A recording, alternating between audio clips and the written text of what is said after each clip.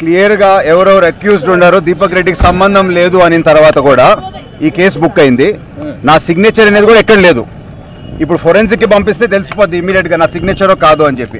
అది కూడా చెక్ చేయకుండా ఏదో ఒక కోణంలో ఈ కేసు బుక్ అవడం జరిగింది.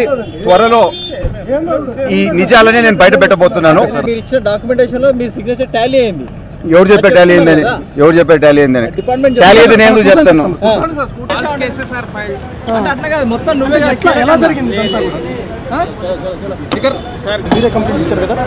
ఏమైంది అసలు? ఏం జరిగింది? దొంగలంతా మోసం చేసి పైసలు కోట్లు కూడా మీకు ఎంత ఇచ్చారు అసలు?